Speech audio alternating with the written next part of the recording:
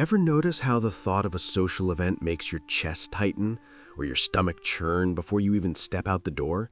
You scroll through friends' posts about parties or family dinners, and everyone seems excited, but your brain is already running escape plans.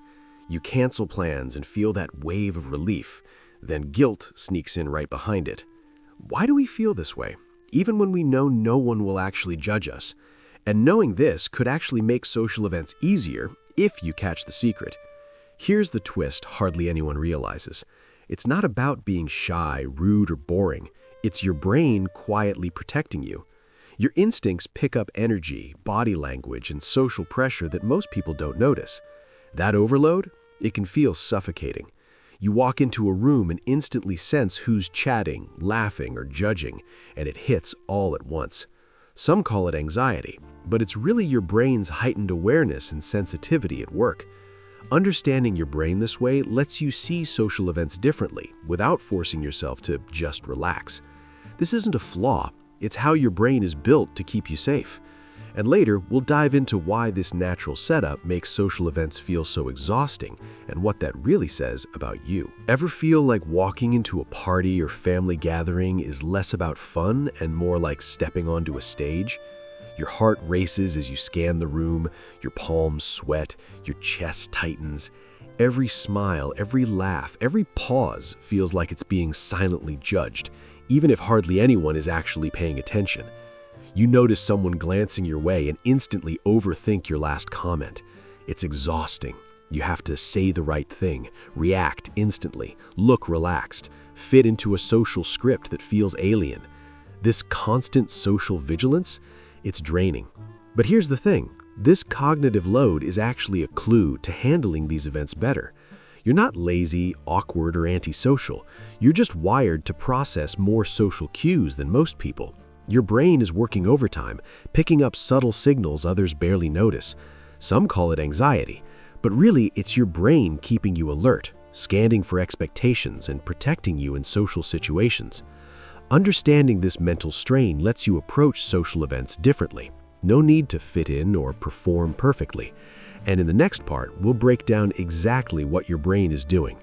You'll see why recognizing it can give you a smarter approach, a way to navigate social events without wearing yourself out. Ever catch yourself freezing mid-sentence, worried the wrong thing just slipped out? Or smiling when you don't even feel like it because you're scared of how people will react? Your throat tightens, your stomach flips, you feel the eyes of the room on you even when no one is actually focused on you.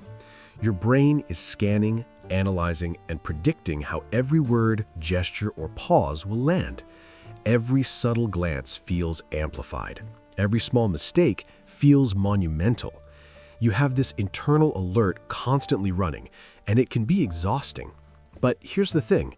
This isn't a flaw. It's a super sensitive radar your brain uses to navigate social situations, even if it overreacts at times.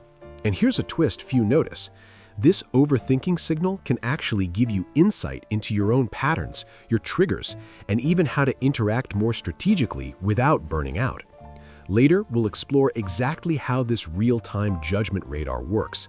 You'll learn how to work with it instead of letting it run the show, so you can stay present, confident, and less drained even in high-pressure social situations. Ever leave a social event feeling completely wiped out even though you weren't doing anything hard? You're not imagining it. For people who hate social events, the brain treats every interaction like a marathon. Even tiny events can pile up, creating mental strain you can feel in your body. Your shoulders tense, your chest tightens, your thoughts spin. You slump into your chair wishing the social energy could recharge itself. Did I say the right thing? Are they judging me? Am I making a mistake? It's exhausting. But here's the thing. It's not laziness or shyness. It's a survival mechanism. Your nervous system is wired to protect you from overstimulation. And here's the twist few realize. Understanding this mental burden can actually give you insight into your own patterns, your triggers, and even how to interact more strategically without burning out. Later, we'll explore exactly how your brain handles this cognitive strain and how you can manage it so you're present and calm instead of drained and avoiding. Ever notice how skipping a party or avoiding a small gathering feels like a relief? at least for a little while. That sinking feeling in your chest eases, your stomach calms, and you tell yourself, "See, I did the smart thing." You sink into the couch, telling yourself it's better to skip it, yet your mind still races with what ifs. Every time you skip social situations, your mind takes note, linking events with stress, discomfort, or danger. Avoidance feels safe, but it's a trap. Your cognitive wiring is trying to protect you, but the very act of avoiding actually reinforces the fear it's trying to prevent. And here's the twist few notice. This cycle can give you insight. It shows where your triggers are, which situations overwhelm you most, and how your hyper-awareness works. Later, we'll break down exactly how skipping social events reinforces social anxiety. You'll see why the cycle keeps repeating. Most importantly, we'll explore how you can gently start reclaiming your energy and confidence. Social events won't feel like a threat, and you won't be constantly drained by the what-ifs. So how do you survive or even thrive at social events without feeling drained? First, start small. You don't have to stay for hours or talk to everyone. Pick one person, one conversation, or even just one corner of the room to observe. Notice your body's signals. When your chest tightens or thoughts race, take a slow breath.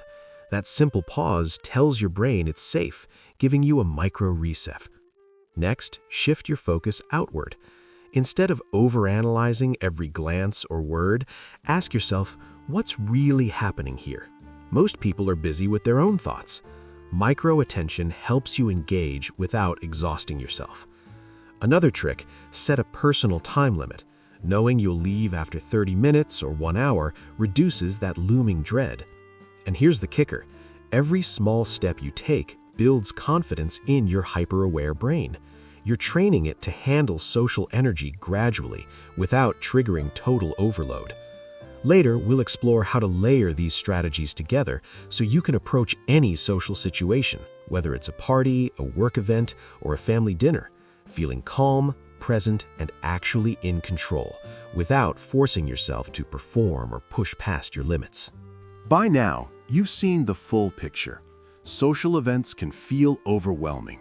Your brain scans, predicts, and reacts, and avoiding situations might have felt like the easiest option. None of this is a flaw. It's how your mind is wired to protect you, and understanding it gives you power. Every strategy we've discussed, pausing to breathe, noticing your body's signals, focusing outward, setting small limits, adds up. You're training your brain to handle social energy gradually. Imagine walking into a family dinner, a party, or a work event, feeling alert but calm, attentive without strain. You notice a laugh across the room, and instead of spiraling, you smile, present but unshaken.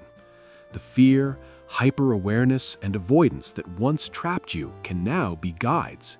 They show your patterns, highlight your triggers, point to exactly where you can start small and build confidence. You don't have to be perfect or outgoing. You just need to know how your brain works and use that knowledge to navigate social events your way. Every tiny habit, every mindful choice compounds. Over time, gatherings stop feeling like a threat. They become something you can manage, maybe even enjoy.